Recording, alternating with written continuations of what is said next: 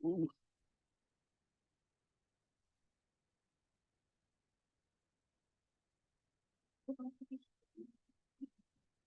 have it already. It's already noted there. Don't worry.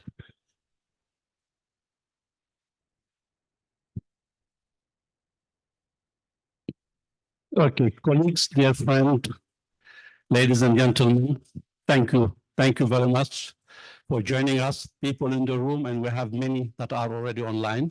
And you see already coming with presenting themselves, waiting for to contribute to the discussion. So thank you for joining us for this side event that will mark our, I would say, good integration in the Pacific region through the program that we are having with the EU Switch Asia Pacific, an event on elevating innovation and building capacity toward resource efficient, circular, low carbon and climate resilient economy in the Pacific. Each and every word has its importance by putting them together to see how we can have an integrated approach.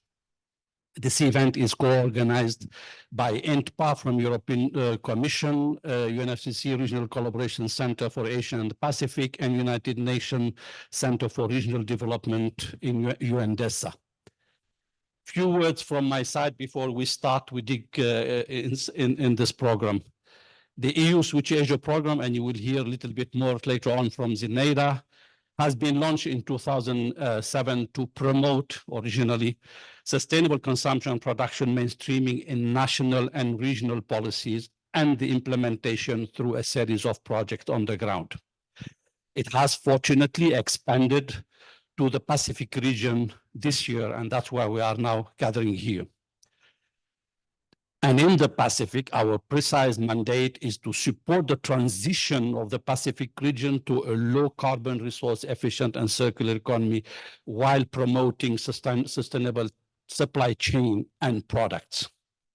This event aims to delve into viable options for Pacific countries and the region to align their sustainable development trajectories with a resilient, resource efficient and circular economy pathway.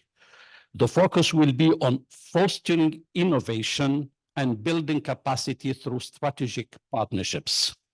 The event will explore SCP, Sustainable Consumption Production, SCP policy alternatives with the potential to bolster the implementation of Sustainable Development Goals 13 and 17 in particular. All the others, of course, are important. To that end, we are currently preparing an engagement strategy entitled, and I think the people from the Pacific will recognize the title, the SCP Talanoa Dialogues, an Entrepreneurship Catalyst for moving from what as our knowledge to how, through improved knowledge, dialogues, and partnerships for targeted and enabled action. We need to go down to earth in our implementation.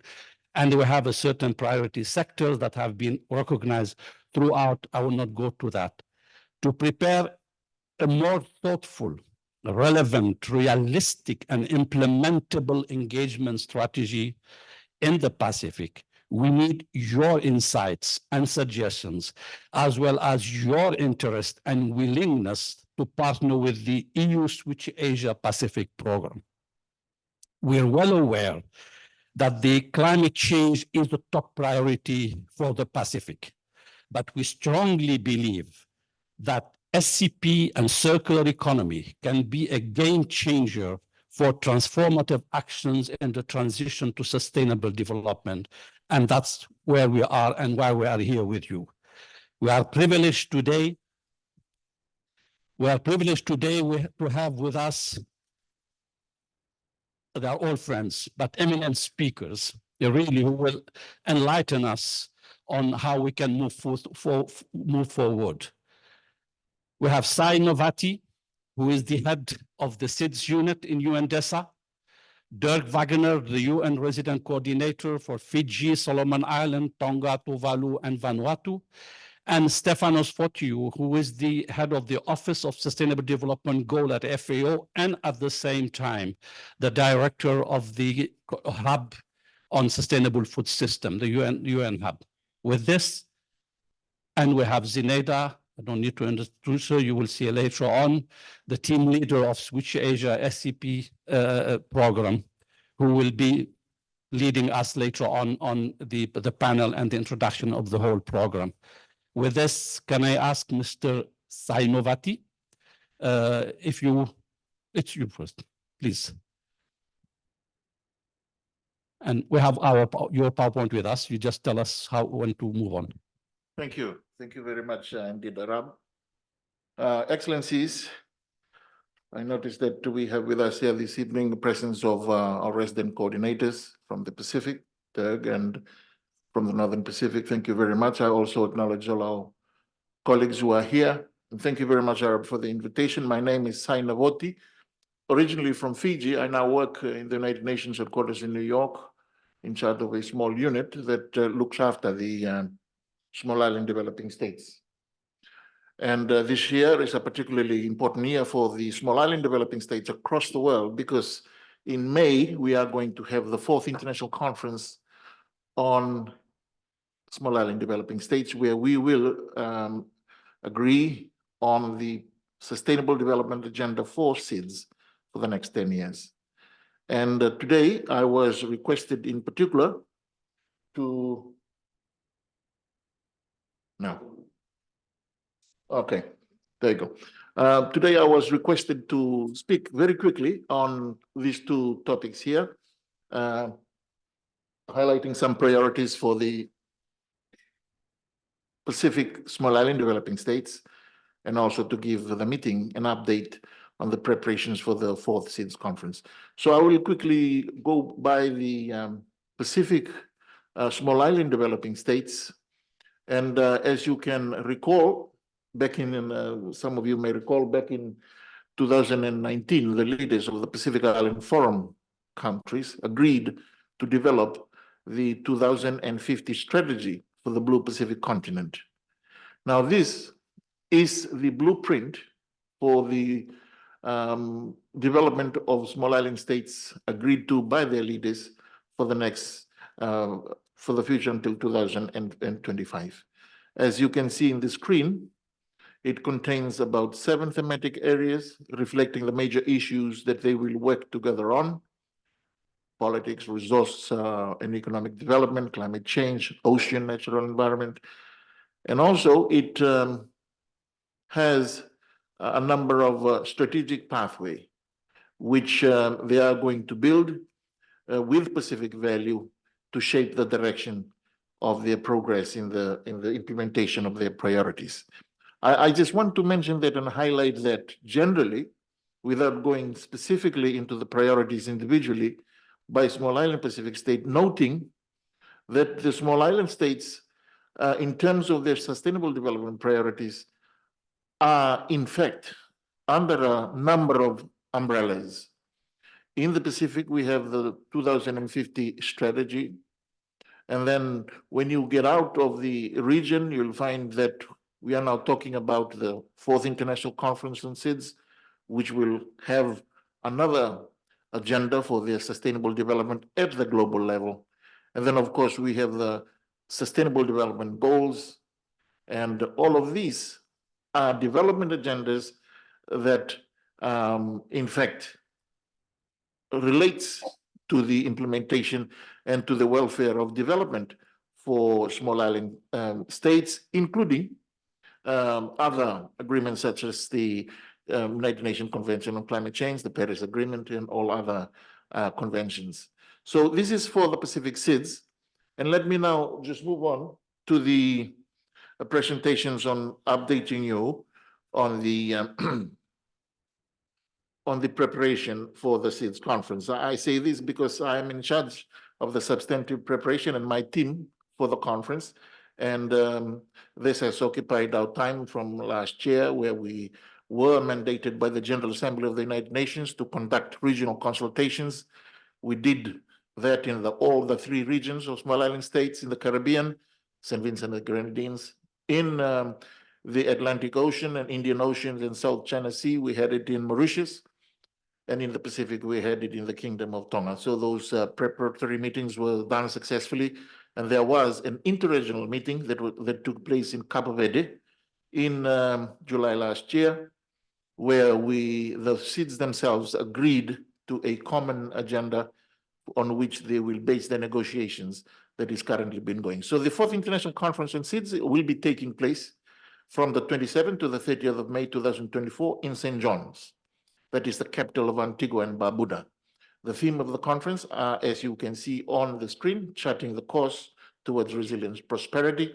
And I will invite the meeting that if you're curious to know more about it, I will encourage you to please consult the link that is on the screen. Now, the outcome of this conference has been agreed to by the General Assembly, that it will be an intergovernmentally agreed, focused, forward-looking, and action-oriented political outcome document that sets out a new program of action for SIDS with concrete, measurable targets to support small islands to achieve their sustainable development objectives. Now, we've had a number of meetings. The General Assembly also established a preparatory committee to prepare for the conference, and this has been co-chaired by New Zealand and Maldives. We've already convened the first round of preparatory conference. The PrepCom 1 took place earlier this year on 22nd to 26th January. We are now preparing for the second session of the PrepCom, which will take place from the 1st to the 5th of April. Now, these were the pillars that was identified by SIDS as their important priorities. There were 5. One is to revitalizing the economies, strategy for dynamic and inclusive growth, transformative action to enhance environmental resilience, and forging a path to empowerment, equity, inclusion, peaceful society, and safe communities. The fourth was the strengthening institutional and statistical capacity. And the last one was means of implementation for vulnerability towards a more resilient future. Now, in terms of who is eligible to participate in the conference, they are there on the screen as you can read it. All member states of the United Nations, intergovernmental organizations, associate members of the Regional Commission, specialized agencies of the United Nations, and so on, including the officials of the United Nations Secretariat and other invited United Nations guests. So if you belong to one of those, and of course, if you're coming as a national representatives, we have the Secretary General of the United Nations has issued an invitation to all member states to participate. For our small island developing states, there is a funding available and comes through probably of Ministry of Foreign Affairs.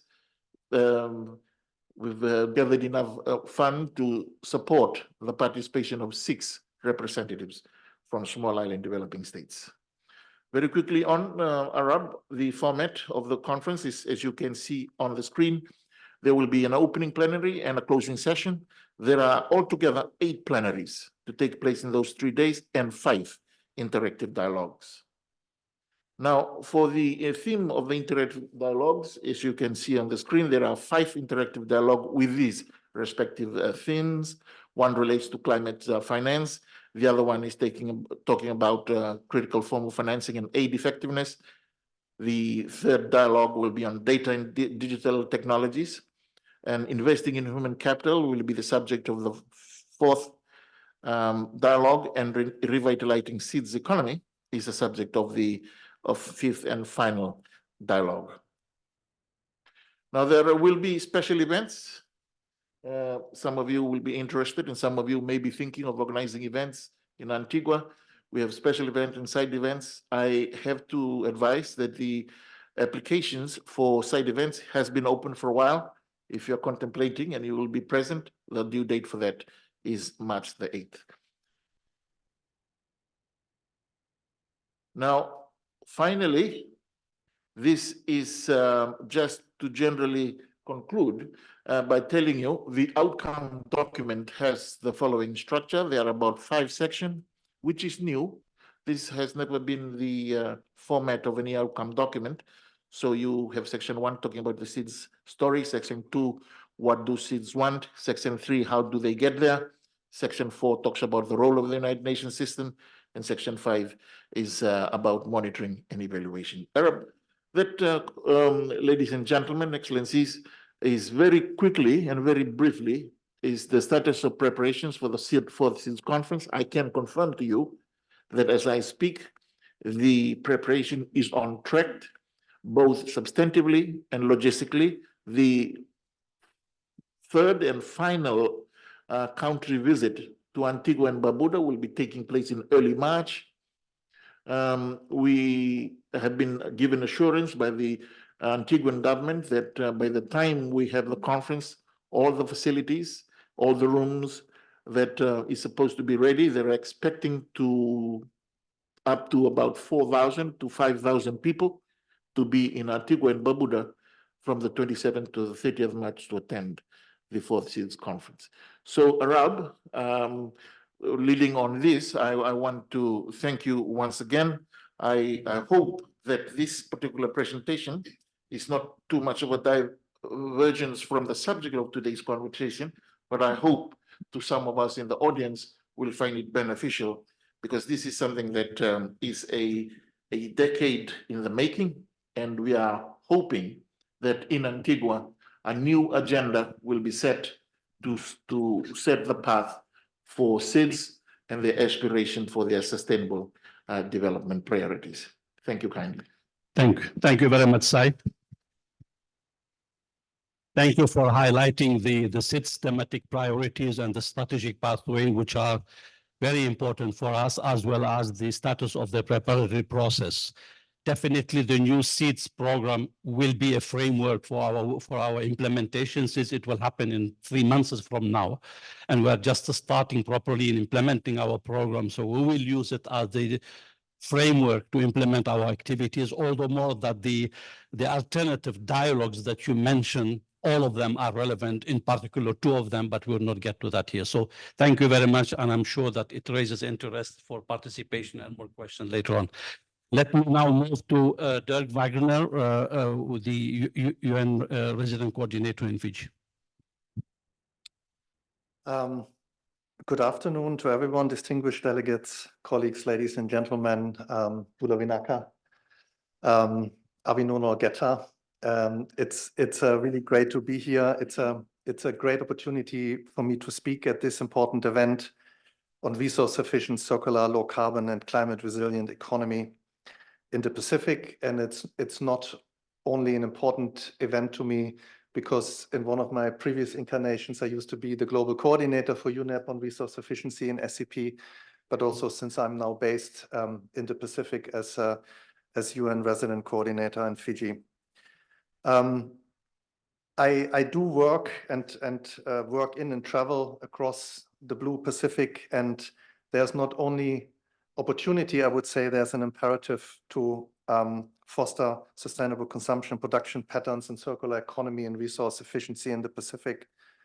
You all know that the Pacific is really at the front lines of climate change, of the climate change emergency, but is also overall affected by what we call the triple planetary crisis. There's loss of biodiversity, there's huge impact of climate change and global warming, but the Pacific also bears the brunt of plastic pollution.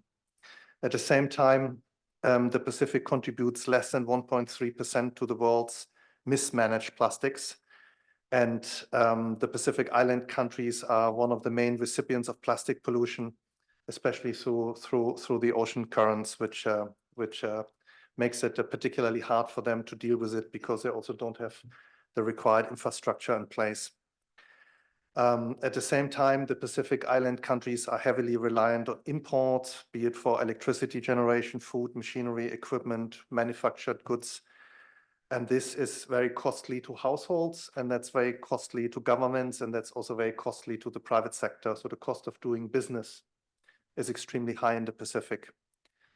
At the same time, also the economic development is heavily reliant on marine and land environment, including for tourism, agribusiness, and the fisheries. And we have all seen the huge impact the COVID-19 crisis had on the economies in the Pacific.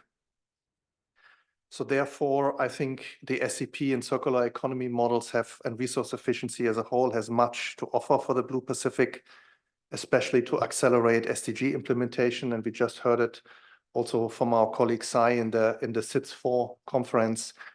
Sustainable economic growth will be one of the 5 themes, and I think resource efficiency in SCP will be one of the main drivers for that more sustainable economic models in the Pacific and in SITS in general. We also do know that acceleration across all the SDGs is very much needed. Globally, we are very much behind in achieving most of the SDG targets, unfortunately, and the Pacific is no exception. On the current trajectory, the Pacific by 2030 will only reach less than 20% of the SDGs. And I think we can all agree that that is not an option. We can't accept that. So we have to double down and put all our efforts into accelerating progress towards SDGs. And again, I believe that adoption of sustainable consumption production patterns and resource efficiency circular economy models can have a huge impact on driving acceleration for SDGs. We have already heard Pacific leaders have put in place a regional policy framework to build a resource efficient and climate resilient circular economy. They have agreed a few years ago on the 2050 strategy. My colleague Sai has referred to the 2050 strategy for the Blue Pacific continent. It does set out a long-term vision, which also contains some of the SCP and resource efficient priorities. More importantly, also quite recently in December during the Pacific Leaders meeting, the Pacific leaders have agreed on an implementation plan for the 2050 strategy, the first implementation plan over the next 5 years, which does include a commitment to ensure a regional approach to support and monitor a safe circular economy, including sustainable consumption and production. So all ideas about SCP and green economy, circular economy are firmly anchored in regional policy frameworks and implementation plans. And I think that's something I wanted to note. There is already also work in place to develop a more detailed approach. SPREP, the Pacific's lead regional organization for protecting and managing the environment based in Apia, Samoa, is developing the region's first circular economy policy framework, which will be accompanied by a circular economy network. So that's work in progress in this region. The network and framework will help to build on solidifying work that is already underway across the Pacific. That includes plastic importation bans and dealing with single-use plastics and promotion of traditional materials as an alternative to use plastics. It also includes organics and composting programs, collection systems, and other efforts to manage materials instead of disposal in a landfill, which is or ending up in the oceans, which is unfortunately the current way of dealing with waste. The UN in the Pacific, in particular, the UN Development Program, has already important work underway to support governments in the private sector to drive circular economy. There are some examples in Fiji where UNDP is upgrading dump sites to be sanitary landfill and also attach recycling facilities to it. But that's, of course, only a start. Recycling is not the answer to resource efficiency. The answer is truly circular models. But we are also investing in new and pioneering methods and technologies. For example, using drones to identify plastic hotspots and trialing what is called a trash boom, which is a barrier that prevents current legacy plastic waste to go into rivers and reaching the oceans. And again, I want to highlight, while we are heavily focused, of course, on building circular solutions, we have to still, of course, deal with the legacy plastics. And that'll be something we will be dealing with for the next decades to come, because unfortunately, we can't just switch it off. And I would like to I would actually suggest 3 priorities to support a resource efficient, circular and climate resilient economy in the Pacific. Firstly, We need to ensure that the right policy and legislative environment at the national level is in place, national and regional level is in place. There need to be the right incentives for circular economy, and there used to be a disincentive to bring things to the landfill or dispose waste otherwise. That, of course, needs to be supported by technical assistance and capacity building and support for the implementation of those legal frameworks. And I think the Switch program in Asia has to a large extent been doing that type of work, but unfortunately not yet in the Pacific. So we hope to have programs like Switch also work more focusedly in the Pacific. Secondly is, of course, we need financing for circular economy initiatives. There's a huge financing required, both in the private sector, but also in the government, to support activities as well as embedding those circular economy approaches into programs targeting investment, energy, infrastructure, agriculture. It needs a whole ecosystem for circular approaches to work. Thirdly, we need those multi-sector and multi-partner stakeholders. We need the private sector. We need the MSMEs, we need the government, we need development partners, we need civil society that all come jointly and ensure that we understand what circular economy is and what resource efficiency is, but also, for example, work on consumer choices that can impact on the way of life in the Pacific. So I do hope that in the next couple of years, in which I will definitely be in the Pacific in the next 4 to 5 years, I hope to see a thriving circular economy or the beginning of a thriving circular economy to come to the fore, that will both bring jobs and investments, but also preserve the environment and the well-being of all people in the Pacific. Thank you so much. Thank you. Thank you very much, Dirk. And we also have the same hope, and with you in Fiji and Sai leading the SIDS unit, I believe we can advance, and we can advance also with Stefanos when it comes on a thematic issue. So thank you for highlighting those challenges and the many opportunities that exist in the region, highlighting the importance of SCP and resource efficiency. We know that we don't need to convince you about that, and the need for those acceleration programs. Thanks for the 3 priorities. We take due note of that, and we'll see how we can work together with you on implementing them. Stefanos, one of the priority topic in the region is about food systems. And this is one of your topic on which you are working hard. And it is really a priority in the Pacific. And we heard many prime ministers just referring to that, looking at the nutrition, looking at the program and so on. So please, can you enlighten us more on that? Thank you very much. And it's nice to be back in the Switch family. For the ones that they don't know, me and Arab, we belong in the first generation of Switch. Arab was the thought leader that he conceptualized Switch, and then he entrusted me to run the first phase of the Switch policy. And I do want to make a case why agri-food systems are extremely important for sustainable consumption and production and for this part of the world on 2 different levels. So one is that, as you know, on the basis of the SDG summit that happened last September, we have now in the UN identified 6 key transformations that they needed to accelerate the 2030 Agenda and Sustainable Development Goals. And one of these transformations is the food systems.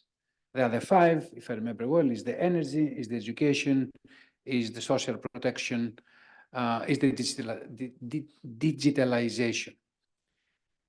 And I have heard many times during the SDG summit and during the ECOSOC partnership and integration forum that we had a couple of weeks ago, that a lot of countries, and not to say even the UN leadership, is thinking on the food system transition as the arrowhead of this work.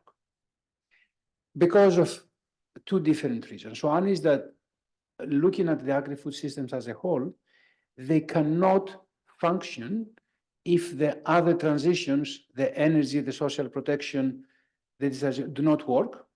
And on the other side, these other transitions cannot happen if we don't have new and transformed agri-food systems. So at the level of, I would say at the conceptual level of the link between agri-food systems and sustainable development, I would say, and I can be quoted, but of course this is my expert opinion, it's not an official opinion of the UN, that the transformation of agri-food systems is the equivalent to the 2030 agenda of what is the energy transition for the climate agenda. So if we manage to look at the energy transition as the biggest accelerator for the climate agenda and the agri-food systems as the biggest accelerator of the 2030 agenda, I think we have done a gigantic step towards a more sustainable world. And this is something actually that connects, I think, the two agendas, the climate and the agri-food systems, is that we need the transformations as the main accelerators for the agendas to happen. The second point, and here, unfortunately, I cannot share good news, why agri-food systems are extremely important, is their impact. And we do know, we have evidence, and we presented this, actually was presented very well in the roundtable for SDG 2 yesterday, that a lot of the indicators that they are related to agri-food systems are going backwards, especially after the COVID. We were in a track to fight hunger and undernourishment, but after 2019, it has been increased. And the projection is that if we continue with a little bit of the same pace as we are today, in 2030, we will be exactly in the same position of undernourished people as we were in 2015. So we're talking about a projection that talks about zero progress. Can we accelerate this? Yes. There's a second number that FAO came this year, which what I believe, and frankly, I'm not saying this because I'm FAO, I've been in 3 UN agencies.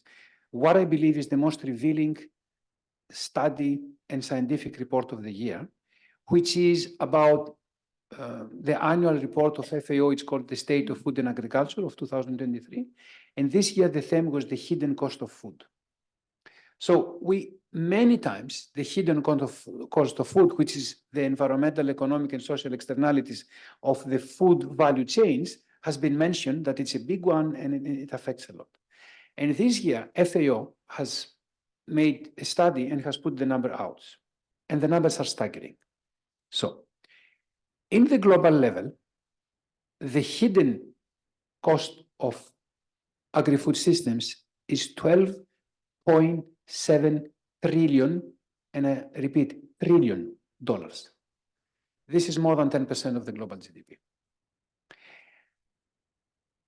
Out of this 12.7 trillions, almost 22% of them, 2.8, close to 3 trillions, is because of the environmental impact. A very big impact is the health impact because of unhealthy diet, is about 73%, and the rest 5% is the poverty and undernourishment. For this part of the world, what in the FAO analysis, the regions was Asia and Oceania. It's 6 trillion, so almost half of the global cost. So we are wasting every year $12.7 trillion, while we cannot fight poverty and we cannot fight malnutrition and undernourishment. So this is the paradox here. Because if we had something to say, listen, you have a negative cost of 12.7 trillion, but at the same time, you are slashing undernourishment and food insecurity by 20% every year, we'll say, okay, this is the price that we pay. But it's not. So you have both things going in the wrong way. The hidden cost is increasing, and at the same time, your indicators of success are also getting worse. Another very important figure about this hidden cost of food, which it's even more revealing about from the global figure. If we look at different income levels, we will see that in low-income countries, this hidden cost of food represents more than 25% of the national GDP. So imagine that in a developing country, we try to achieve GDP growth levels of 4 to 5%, yeah, and we say for fine, but we are losing more than 25% of the GDP because of the food. So look at the potential here, and actually a big part of the loss in the low-income countries is because of the social, which is the poverty and the malnutrition. Environment is also a big part of the GDP there, and health. As we're moving to higher incomes, the impact on health and environment becomes bigger, and the social is becoming lower because people have managed to get, nutrition. So this is what's happening. Why I'm here today, though? Because I think the solution to this thing is sustainable consumption, production, and circular economy. And I want to mention 3 tools that I believe are extremely important to be applied in the food systems. One is, and I will go to the analytical and planning board, is what we call in FAO the true cost accounting.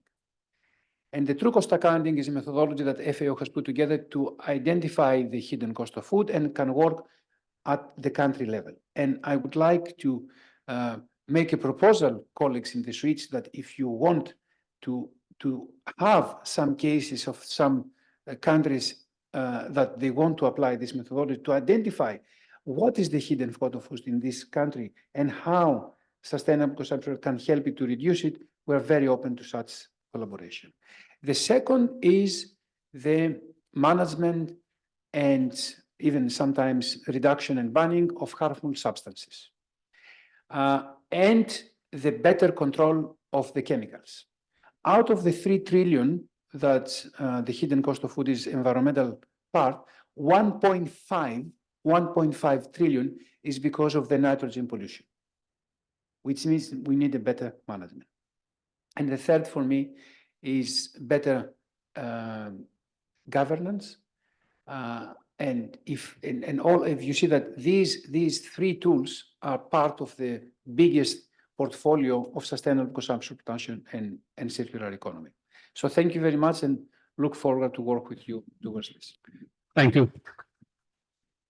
Thank you, Stefanos. I know that we have exceeded the time, but I think these 3 presentations were very important. Thank you for highlighting the structural relation between sustainable food and sustainable development, the parallel between energy and food when it comes to sustainability. The hidden cost is something that is absolutely important. And in the Pacific, it would be even much more important if you look at it as developing country and their context there. And thank you for the offer for collaboration. As you mentioned, you will definitely take it for So with this, Zinaida, can you please introduce the program Switch Asia Pacific, and then start moderating after that the panel. But let's move with this one. Yes. Thank you very much to the panel. So I think it's better that more convenient for you if you change your perspective a little bit. Big round of applause to the colleagues for that. Good.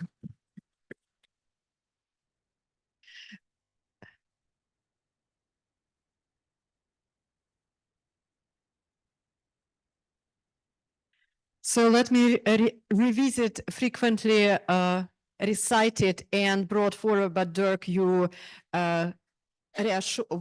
point that unsustainable partners of consumption and production are the root cause of triple planetary crisis, and addressed climate change, biodiversity loss, and pollution issues. We really need multifaceted approach where combination of various efforts across the range of partners is absolutely necessary. Thank you also to already pointing at multiple strategic efforts, and one of the important one is, of course, Samoa pathways and upcoming uniting strategy across the seats is certainly focusing on the point that sustainable consumption and production is really something of critical importance. There is a need to strengthen cooperation and support from the international community with to the Pacific countries and among the Pacific community and other seats. Also, there is also an important role of the private sector is emphasized there, and also that is the role of the SCP has been emphasized and re-emphasized during the midterm review of Samoa. And of course, as Sai now emphasized, it would be a relevant topic for the agenda of seats, not only through the topic how it was noticed already, of the strengthening the economy, but also resilience of the environment. So, which is one of the 5 key topics, which is going to be discussed in May, at the end of May, during the 4th meeting of SEEDS. So what I will do is refer very much to the points which colleagues have been making already in relation to food, in relation to the development of the program under FAO, in relation to the regional priorities. So what we are looking here is really at the interplay between sustainable consumption and production, circular economy, and climate change. So a few points why it is quite relevant for the Pacific. SCP is recognized as resource and energy efficiency strategy, where attention to sustainable infrastructure is important, fostering sustainable lifestyles, and also the new innovative business practices. In the Pacific region, shift to SCP is needed because of the finite nature of the resources, and also vulnerability to climate change and environmental degradation, so including the waste and pollutions. And what it requires is certainly a reduction of the waste during the production and consumption processes, substitute to renewable and less harmful material. The reference to the reduction of the chemicals has been very ably made by Stefanos just a moment ago, adapting cleaner production methods, and some of the important sectors has also been realized for applying of SCP approaches: food, tourism, construction, plastic, as well. So on the other hand, or as not on the other hand, but as well as through the lenses of SCP, circular economy does emphasize the need for waste reduction, and most importantly, keeping resources within the production consumption cycle, not once, but indefinitely as a ideal situation. Why it is quite important is because in the Pacific region, again, limited availability of resources is there, and challenge posed by waste management pollution makes circular economy rather relevant. So what we are looking here at the strategy that help to reduce reliance on imported goods, important, on the emphasis on the development of the local innovation pathways, learning from existing examples, but also helping to bring and upscale and mainstream those activities which are already there through already mentioned by the colleagues, strategies on policy, finance, governance improvement. So we are really need to focus on local innovation and entrepreneurship for creating economic opportunities within the region. Climate change is certainly very much related to the material consumption. So it's rather old figures, but still relevant by the International Resource Panel. The new report of the International Resource Panel is going to be published very, very soon, launched during the UNIA meeting. So, but old figures here show that emissions from material production increase rapidly. So that's 2.3 increase within 20 years time between 95 and 15, and now this pathway is accelerated. So material production is really material for emissions, forgive the pun. Now, what really we are talking about here is that the linear production consumption model is very much puts prosperity and well-being of the country on the consumption of the material. So what we are talking here is about different degrees of decoupling. So well-being decoupling means well-being decoupled from resource use, resource decoupling from economic activity, impact decoupling, resource use different, is not directly related to the economic from the economic activity. That is not a new discourse. We could see throughout the years development of that and being reflected in the concept of sustainable consumption production.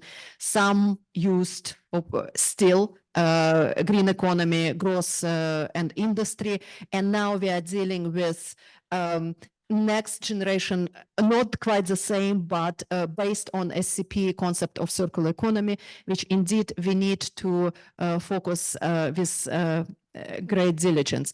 So what we are saying here is that within at least our program on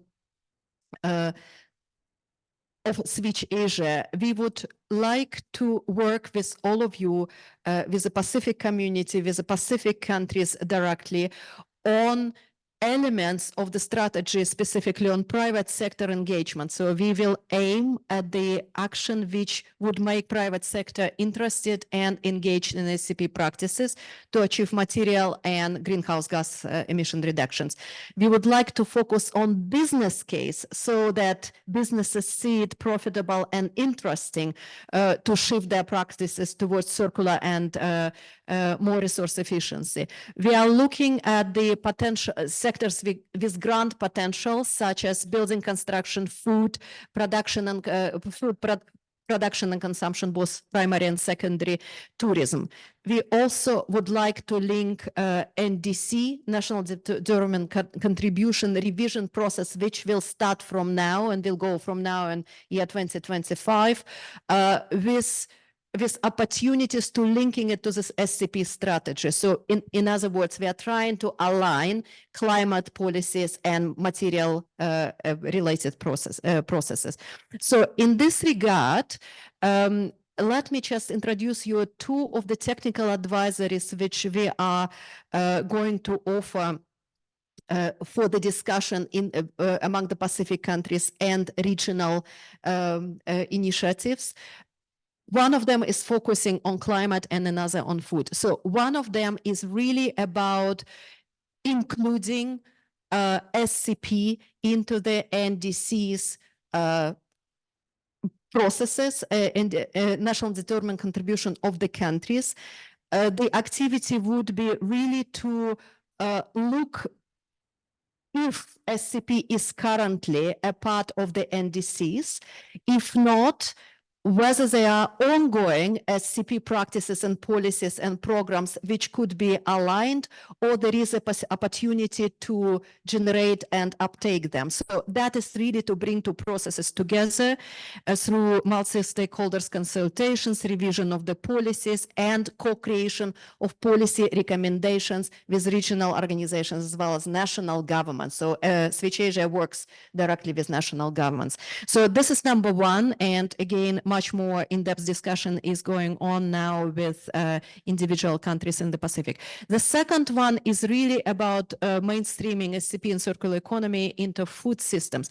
Here, what we are looking at is identification across the supply chain of some foods or crops. It could be fish, it could be cocoa, it could be some other supply chains of foods. We are to identify them together with the governments to understand where are their opportunities for innovation, to understand how to arrive at the food of the future for the Pacific Islands. So what would it be across the supply chain, where innovations already are there or where innovations are required. So that would constitute areas for potential invention and investment and collaboration. And again, that would require work across quite a number of organizations. Now, those are our activities, but let me put it in the context because colleagues put me a little bit in the middle of the presentation. And I would say only two words about Switch Asia, which is prompted, Derek, by your mentioning that Switch Asia is certainly new for the Pacific. So Switch Asia is the oldest program of European Union in terms of technical advisory in the area of sustainable consumption and production. It exists since 2007. We are now in the third iteration of that. And I am privileged today to be with two previous team leaders, which are Stefanos and Arab. So we started this iteration, this phase since 2007. What is important here is that there are two elements of it. One is called the grant projects. Those are the projects which are directed at the engagement of the small and medium-sized enterprises in the countries in the activities related to sustainable consumption and productions. So that element is really now for the Pacific at the initial stage. There are 7 applications for the grants in the Pacific countries. Results will be done will be known by the end of this year, but up to now, Switch Asia has supported 143 grants across the Asian region, including Central Asia. So this is one. The second component is policy support component. This is the team which is with you today, is working with the governments on providing the policy advice on demands, and we're working with the groups of countries on that. The two technical advisories ideas which are presented to you, one focusing on food and another is focusing on the climate and material interlinkages, are two examples, two advisories with which we support, we will be supporting. Final point, one of the technical advisories is within which we are having this conversation bilaterally with you, and we will continue, is really focusing on the Pacific because it is a new territory.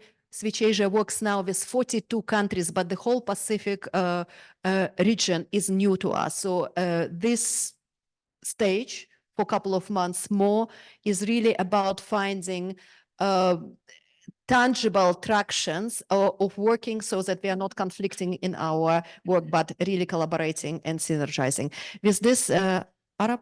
Yes. I will, and for this time's sake, allow me to invite our panelists to the floor. Starting with, oops. And back. Starting with Mr. Mohanty. Is he with? Oh, he's on hold. Sorry, Mr. Mohanty. You're welcome, and you represent you represent UNCRD, United Nations Center for Research and Development of UNDESA. You're based in Japan and joining us today online. You're very welcome. We look forward to your intervention. We also would like to invite Mr. Lawrence Pera de Guzman. Mr. Lawrence, please join us on the podium, who is a First Assistant Secretary Policy and Budget Division, Department of National Planning and Monitoring of Papua New Guinea. Ms. Juni Bansal, NDC Specialist of UNFCCC Regional Collaboration Center for Asia Pacific, based here with us in Bangkok. Mr. Arm, please join us. He is a CEO of Brandy and Companies. So as you can see, we have a number of representatives from different sectors. We have government, we have international organizations related to the UN, or actually UN, and private sector. So I will take my stage as well. Mr. Mohanty is with us as well now. And let me start immediately with our panelists. Juhi, starting with you. So we do know that UNFCCC recently has published an important report in collaboration with UNEP and UNDP. Can you please tell us about this? Report is on building circularity and internationally determined contributions of the country. So could you share with us the main recommendations from this report, and also maybe with specific emphasis on the Pacific and the upcoming NDC process? Thank you. Thanks a lot. Thank you very much for inviting me to this event, and I'll keep my intervention brief because I know we're running a bit short on time. But just to give a context of why this report was critical, I mean, of course, we've heard a lot about why circularity is important in terms of the triple planetary crisis, also the COVID pandemic. We're also looking at debt crises and health crises being faced across the world. Most importantly for us, we see that 90% of all materials extracted and used are wasted, and secondary materials account for only 7.2% of all material input cycle back into the economy. So these statistics are really key to understanding why circularity is so important. And we see while circular economy is gaining recognition in terms of addressing climate change, less than 30% of NDCs explicitly mention circular economy as part of the mitigation measures in the latest NDC synthesis report. Of these circular economy references, most of them focus only on waste management, even though we know that there are clear benefits from integrating circular economy interventions in other areas of the NDC, such as agriculture, as was mentioned by Stefanos from FAO, as well as for industry and transport. And this is why there's a great need to accelerate circular economy actions more widely and more deeply to achieve the Paris Agreement goals, especially when we're looking at the next round of NDCs that are to be submitted by countries in 2025. Specifically on your question, the UNFCCC Secretariat had the opportunity to work together with UNDP and UNEP to strengthen support for countries to implement circular economy interventions with a view to strengthening climate action by developing a practical toolbox on building circularity into the nationally determined contributions. And if you would like, you can scan the code to actually interact with the toolbox. But the most important thing in this is that this toolbox comes with two components. There is the actual digital toolbox, as well as the user guide, which aims to support countries in four practical steps regarding circular economy interventions in relation to increased ambition and implementation of the NDCs. The first of this is assessment, the second is prioritization, the third is implementation, and the fourth is tracking. So these are four different steps in which you will be able to use this toolbox to engage with how to track and implement the NDCs in relation to circular economy. So basically, the digital toolbox provides guidance and tools for each of these stages of the policy cycle, and users, basically policymakers, can jump in at any stage with the availability of different tools and options to report interventions, targets, and indicators in the NDCs.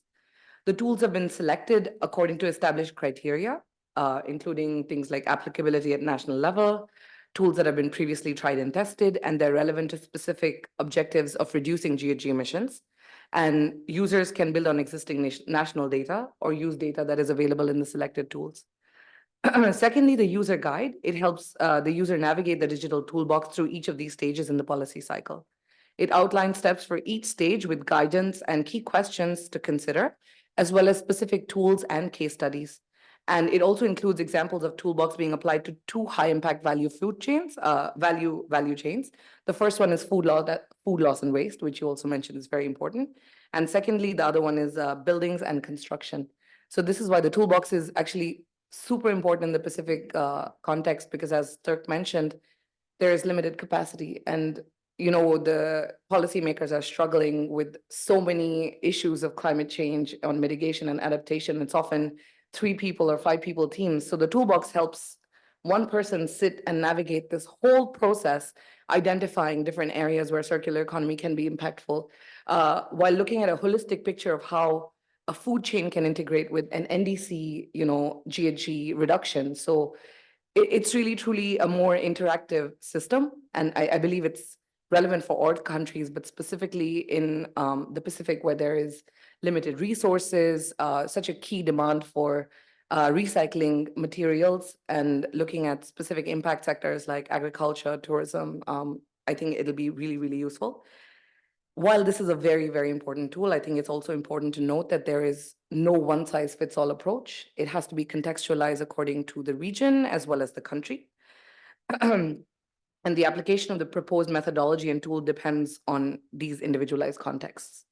Moreover, the outcomes also depend on the availability and robustness of data. So a lot of the gaps or limitations that may arise would be based on data. And I know this is a specific problem in the Pacific as well. We've heard this articulated by the countries.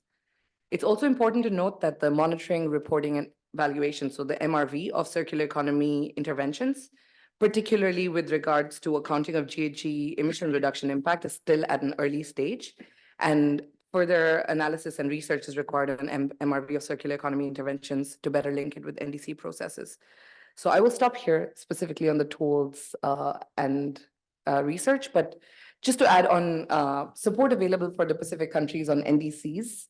The RCC stands as the regional front of the UNFCCC here this year and the next to help with this mandate to the countries to help you develop your next NDCs. Should you have any requests or any support requirements, please do write to us. Beyond that, we're also planning a specific webinar on support available for the Pacific countries, which will be held at the end of March. We will be doing it to ensure that the time suits the Pacific countries, and the speakers address the Pacific countries, and the resource providers and support providers are relevant to the Pacific countries. So that's where I'll stop. Thank you very much. Thank you, Juhi. Well, besides a wonderful guide and toolbox, what would be your vision of the needed support or partnerships which would help enhancement of NDC, NDC in the Pacific? So particularly from the perspective of linking circularity consideration into that. For us in the Pacific, I think the priority is a more collaborative approach that is still driven by the countries themselves. So we are very, very mindful, and we've heard this again, that very often the Pacific countries tend to be lumped in with Asia Pacific, and the Asian circumstances do not speak to the Pacific circumstances. And we are mindful of that. We are reminding ourselves that, we are reminding the other regional partners this as well. So we want all our efforts to be addressing that context. We are also aware that a lot of the initiatives are already happening on the ground in the Pacific. We want to give them more visibility. We want to be able to scale them up and replicate them. We want to hear more from the Pacific countries on what they want, and then bring support to be able to deliver that on the ground. So for us, this year, the focus is on a more collaborative regional approach to deliver NDCs. And again, like I said, circularity is really important. So we look to working with other regional partners like Switch, but also FAO, other UN organizations on the ground, so that we're all there to deliver more impact on the ground in the Pacific. Thanks. Thank you very much, Yuya. I could see that Mr. Mohanty is nodding vigorously while you're talking. So I think you got a good partner in him. And again, colleagues, Mr. Mohanty is representing United Nations Center for Regional Development of UNDESA. His team is based in Japan, and we are thankful, Mr. Mohanty, for your time. It's rather late there. So let me just start with a question on the activity which is one of the flagships of the center, and that is the high-level regional 3R and circular economy forum for the Asia and the Pacific. So you have been doing it quite regularly. Could you potentially, can you share with us some recommendations on moving towards circularity for Pacific countries which were coming directly from this forum or are inspired by it, and particularly maybe from the perspective of circular economy as well? How to integrate these interactions of the Pacific? Thank you, Zinaida. Thank you very much. Warm greetings from UNSHAD in Nagoya, Japan. UNSHAD's 3R and circular economy initiatives actually brings both the policy and the scientific community to convene on an annual basis the regional 3R and circular economy forum in Asia Pacific to strengthen the science policy interface in advancing 3R and circular economy is the basis for economic growth, pollution prevention, and strengthening resilience of cities and communities, and also, after all, to achieve the international agendas and agreements like SDGs, Paris Agreement, and others. Currently, there are more than 35 countries taking part in the forum, including the Pacific Island countries joining the forum on a regular basis. And the forum uniquely brings multiple line ministries, such as the Ministry of Environment, Industry, Urban Development, Construction, Public Works and Transport, and also the Rural Development to join the forum. The recommendations that have emerged from this forum are actually clustered into 5 areas. Just I am summarizing for the Asia Pacific countries. So the first cluster is the policy and institutional transformation. So the policies need to be geared to achieve the decoupling between economic growth, human well-being, and environmental pressures and impact, which is actually instrumental for ensuring the integrity of the natural resource base and also to achieve the supply security of the strategic resources, raw materials, and minerals, and also to operate within the absorptive capacity of the ecosystem. In a similar vein, the Paris Agreement and the country's commitment towards the net zero or carbon neutrality that have created tremendous opportunity to harness the co-benefits of resource efficiency and the climate mitigation. The 3R and circular economy principles that allow countries to harness overarching synergies and avoid the trade-offs in several areas of environmental and health impacts, including resource depletion, climate change, water, soil quality, waste, pollution, among others.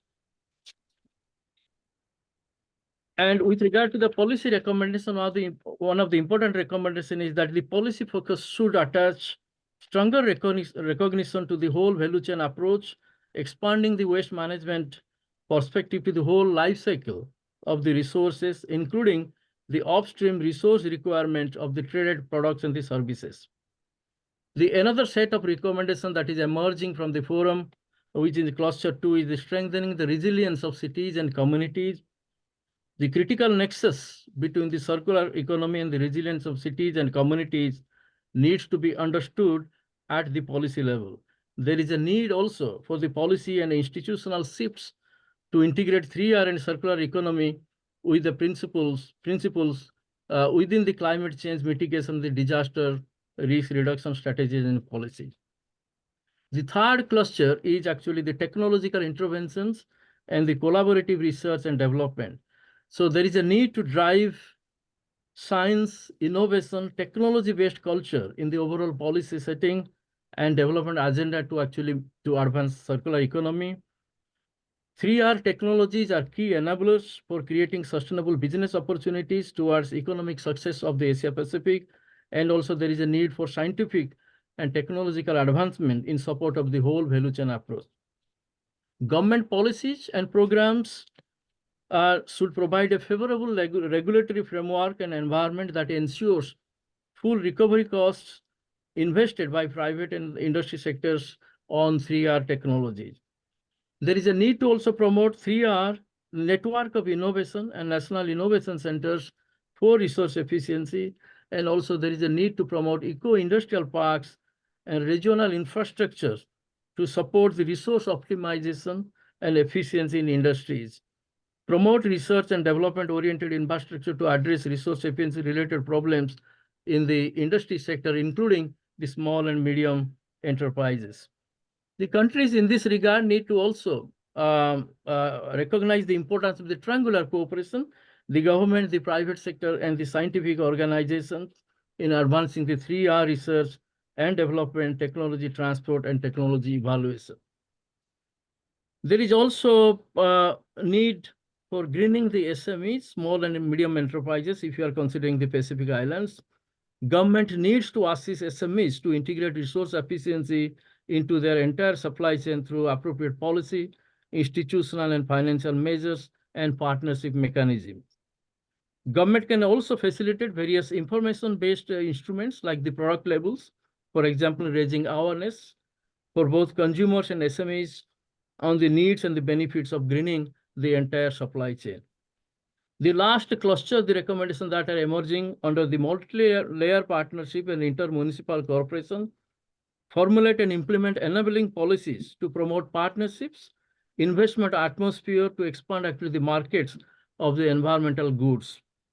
Government to business, business to business, and industry to industry cooperations are extremely important to increase the role of business and the trade associations towards greening the entire operations and also the supply chain. Industry cooperation, for example, can ensure that the products, the byproducts circulate fully in the local production ecosystem. Can you please conclude, my dear Yes, Mohanty? yes. So as the last recommendation is that horizontal cooperation, that is one of the objective why this forum is inviting a number of line ministries, and also the inter-municipal cooperation, the municipality cooperation to integrate different production and consumption system in the region so that the resources or the byproducts circulate among the industries and the urban systems in the same locality. Thank you. Thank you very much, Mohanty. In a sense, you are also emphasizing what would be the main issues at stake for the Pacific meeting, which is a precursor of the next 3R and Circular Economy Forum. So, and partially, I think it's also answering the question online about strategies, policy, regulatory framework needed to create enabling environment for innovation. But colleagues from the previous speakers, as well as colleagues, if you from time to time look at the questions and see if you have a succinct answer on this. Thank you very much, Mr. Mohanty. So I will move to Mr. Lawrence now with a question. Can you please share your country experience on NDC implementation, and what would be the common challenges in your country in this process?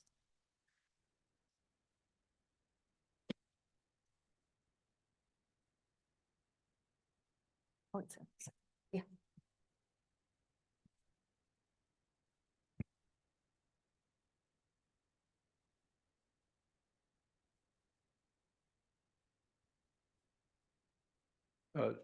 Thank you very much. Papua New Guinea was able to produce its second NDC report in 2015, and I think working with there were 4 sectors.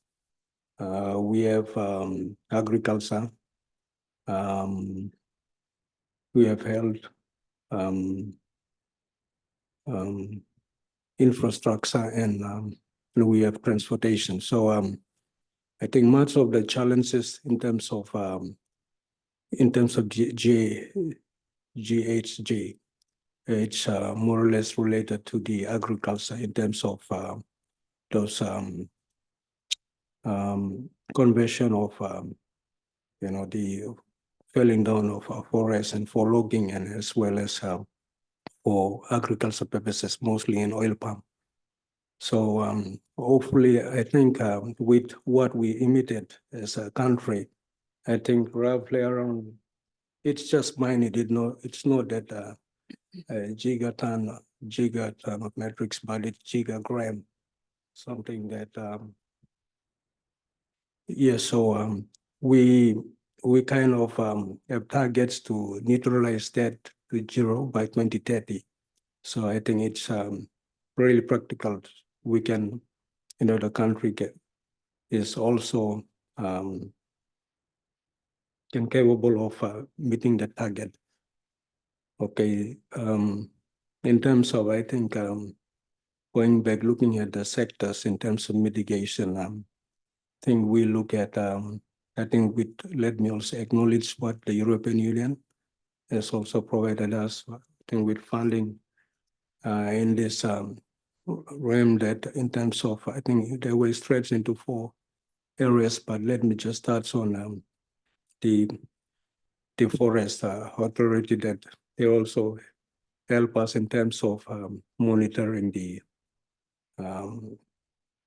number of trees, plus how much the forest cover, as well as how much gas were emitted. So I think with the toolbox that I think you mentioned, with I concur with the objectives and with the support that it's timely for, particularly for the Pacific.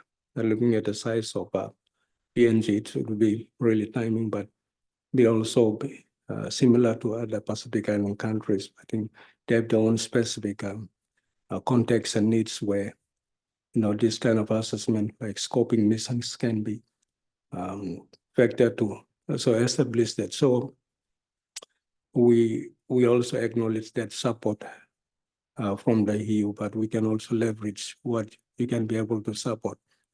And we also integrate in terms of our existing policies with the NDC and even MSME and climate interventions in terms of the food stocks with especially the smallholders. So at the national level, we have the nutrition policy that we have mechanisms already in place, and we have funding already with the the World Bank, and there are three components. So I will just get into those three, but let me just say we can also through that facts finding mission, we can use that mechanism to establish, especially the gaps where we think in terms of making it visible, getting through proper, pulling together different components for monitoring and getting it visualized and reported. So into some kind of using technology to have it web-based, something like that I've been running. So that's on the mitigation. So I think we also, in terms of energy mix, we have big hydropower around, but we still have those, the gaps. So we also go back to using the fossil fuels. So like I mentioned earlier, in terms of the infrastructure utilities, this kind of, they still contribute to the emissions. So we have potentials for solar energy. So we can also look at the thermal energy in terms of the volcano and others. So those are possibilities where we can start to talk with, I think not at a bigger national level, but we can go down to, the provinces that we have to look at some of the areas that we can harness that expenditure vitality. So I think with coming back for the NDC, I think the two things that need strengthening are the coordination. So I think that's with the, I think there's a body organization that take charge of it is a Climate Change Development Authority. So it's responsible for that. And they also indicated in terms of the monitoring and reporting as well. So I think with what you've just presented, that they're timely. And I'd just also like to acknowledge, I think DEC has been also part of this work in the environment space in terms of conservation and other work. Is not new to Papua New Guinea. And I think what you presented, it's timely for us. So I would just stop here and would say that I think the more, clear discussion picture could be established when you visit each country in the Pacific, and we can establish where we are in terms of the situations and what we are doing and all these things. So, but before finally I stop, I think we had some good work around in terms of the plastics. There's a law that thing was passed, and the business houses were able to align themselves and implement that to replace that with disposable, end bags. But we still have challenges with the bottles, the plastic drinking water. So I think I'll just stop from here. So this is where we are coming up from my perspective in terms of we coordinating, looking at all the sectors, what they're doing in the country. Thank you. Thank you very much, Mr. Lawrence. If you are to see the new enhanced governance system, which would bring together issue of material consumption and waste minimization and climate. So where would this governance, how would it look like? So you mentioned already the climate ministry dealing with climate. So would you mention some other authorities or perhaps even regional organizations, which would help to bring it all together? What are you looking at? Is it at a bigger scale in terms of the sewage, or you going down to the household? So I think in terms of the recycling and the food waste, I think that we also have a waste policy in place, and there are different areas that we also encourage, but it is also part of the advocacies to get the SMEs that especially those they collect those disposable waste at the household level. So then that could be the start of separating us. I've seen in this, it happen in most of the Asian countries and other in the Pacific as well. So we could also, I think, getting the picture right in terms of the waste and its recycling aspect, the value chain, not just the waste, but what value can that waste be, recycled to for the the business as well as for the household and the individual. So. Thank you very much. And what you are really, by saying value chain, you clearly invite our next speaker into the conversation because Mr. Pierre Chart is a CEO of Brandy & Co. And he's dealing with these issues from a quite a different perspective and has a name in this area as well. You and your company are quite well known in Thailand and in the region as well. So what is generally recognized is that private sector, small companies, big companies, conventional and new, have a very significant role in delivering practices in the area of SCP and circular economy. So what we need to ask you is how such role can be more effective. So from your perspective of your company, it would require maybe to tell a little bit what your company is doing. And what kind of partnership would be needed for activities like yours to become taking up more easily? So how to upscale what it is you are doing in terms of partnership and some other probably institutional enablers? So thank you very much and good evening, everyone. I guess I will be the one who closed the session, hopefully for you. Thanks for waiting and be patient until you can listen to me. So from the private sector, me and Brandy and companies, we work to transform the entity, mostly the business sector, from being a single bottom line focus, which is profit only, to become a triple bottom line focus, which is profit, people, planet. So basically, we tackling the problems to prepare the engine of the private sector so that they can see people initiative and planet initiative as opportunities, which is quite difficult. So I heard the questions and I was wondering how should I deliver for you all audience to understand truth behind this movement, why it's so difficult to proceed sustainability initiative further, why we lack of the target, and what kinds of bottleneck we need to overcome it. So let's take this away. When we work with one company, so we have the process called systematic transformation. So we help them think holistically how to become a future ready. And being the future ready means you need to play offensively and defensively at the same time.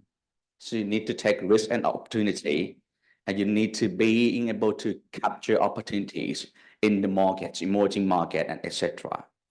So we look into the details and we say, well, to be able to transform successfully, you need to have 5 future readies. The one you need to have the future ready purpose.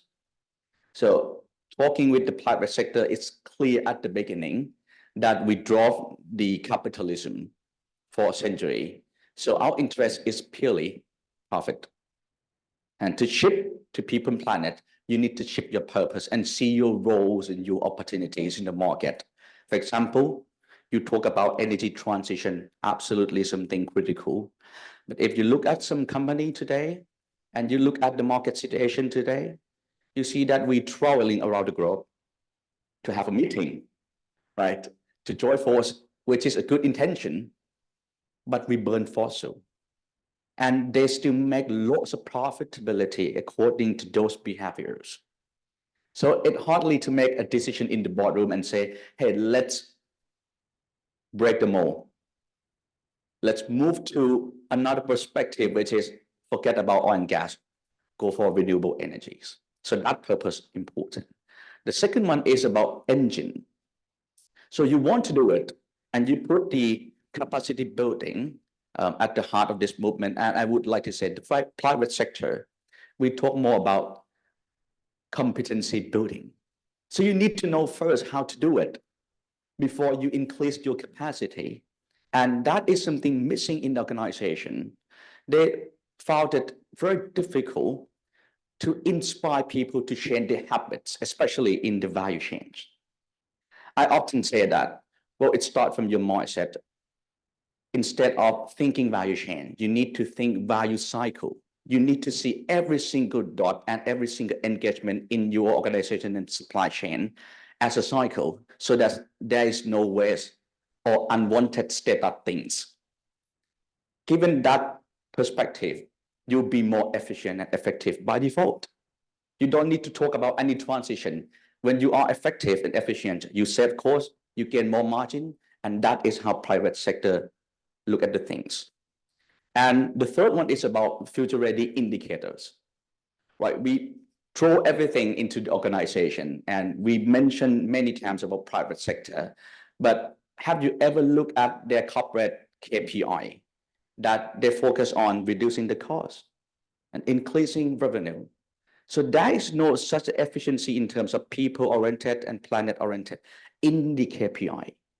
So whatever you try to push them, they will speak to you nicely, they look at you and say, hey, this is a good movement, and come back to do the same thing.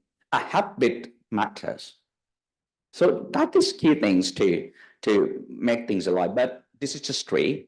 The 4th future ready is about culture. So we are fighting against the culture of existing economy where people love convenience.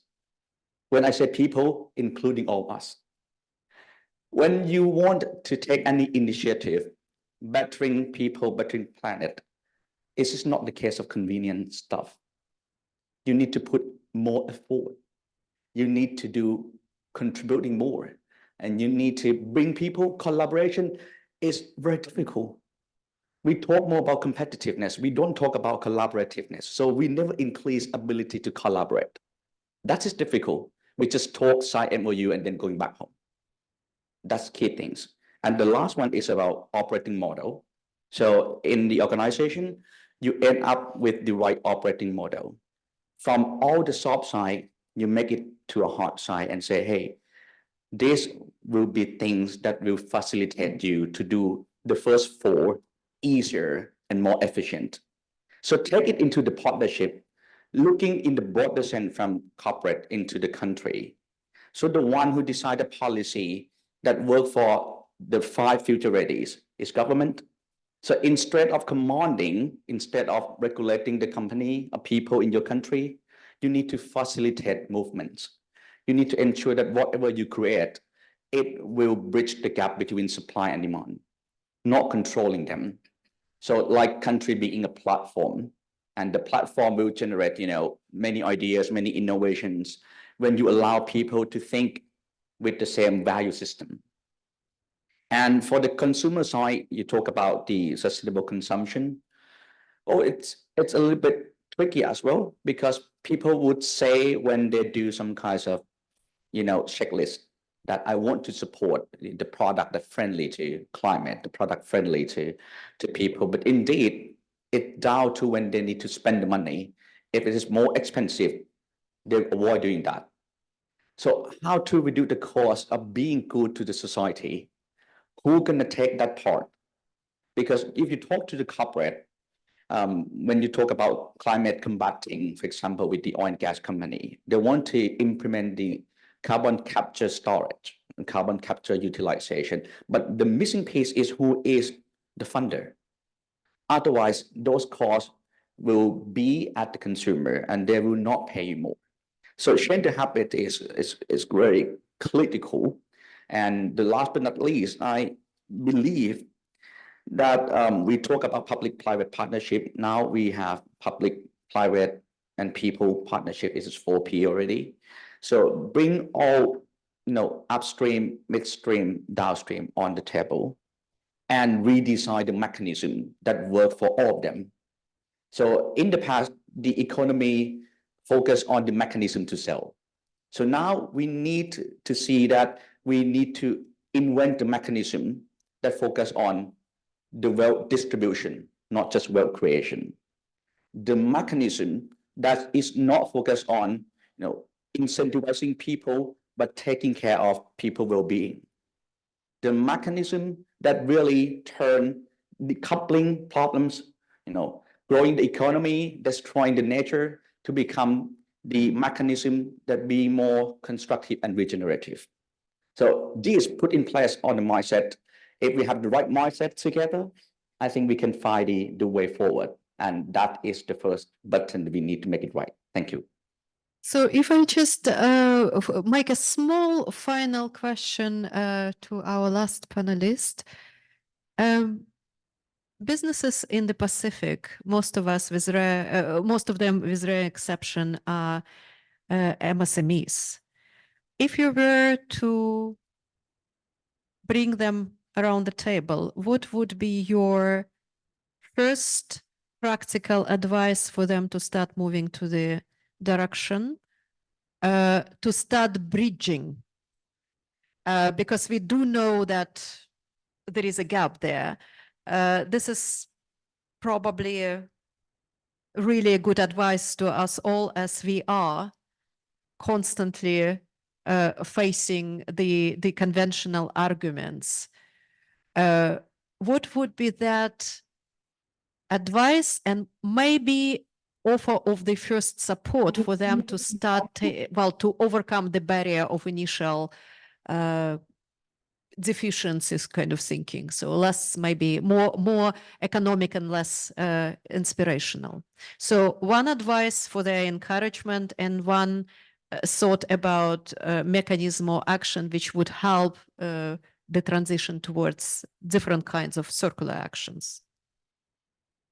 All right, it's a very long question, but I will try not to be a long answer. We always come back to this. When you talk about CSR, you believe that large enterprise have money, so they are capable of doing good things. So the small company, the livelihood, super small company, they don't have a cash in hand, so they don't capable to spend to doing good. They seek for money, they seek for revenue, they seek for profitability. But I look at differently.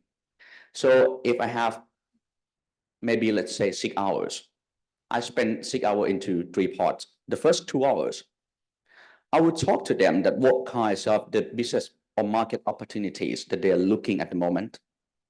So the world most pressing problems are related to people and planet.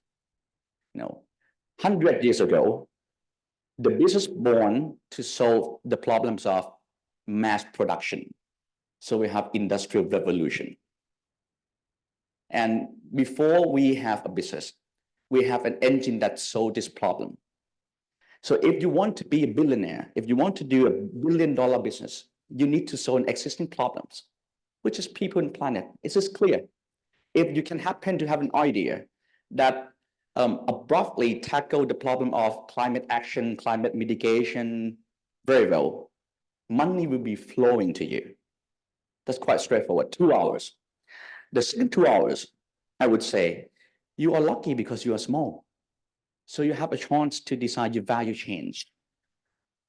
Compared to those large companies, you have so many engagement with suppliers, with thousands of people, regulations put in place. You can't move. Giant move very slow. You move very fast. So you can redesign the value chain. Lucky of you. So let's design your value chains. Let's design your portfolio, because the more you can doing good, the more you attach money. And the last 2 hours, I would say, you know what, in the past, business spend lots of money in order to advertise themselves or in order to create a network and communities. But today, if you are doing good for the people and planet, you get the stage. You get exposed to many people that waiting to listen to you and waiting support to you. So there are consumers that are not only become a consumer, but they want to be an advocators to the brand that they love, to things that they want to support when they're capable of doing such a things.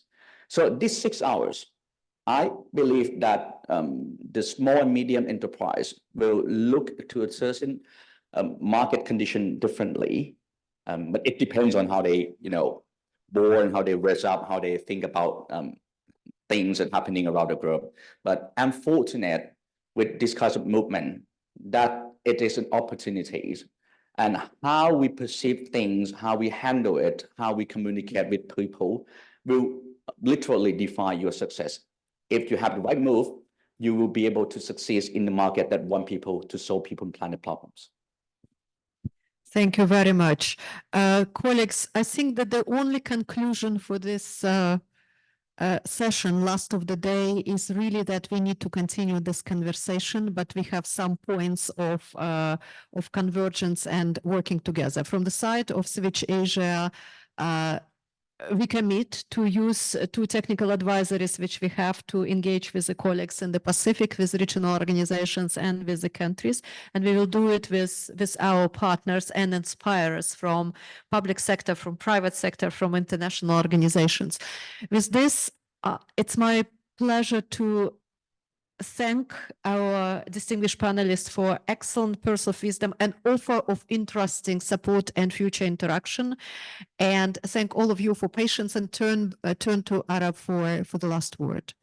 Oh, I will be very brief. Thank you. We abuse of your patience. I think that the only session in this week that exceeded by half an hour.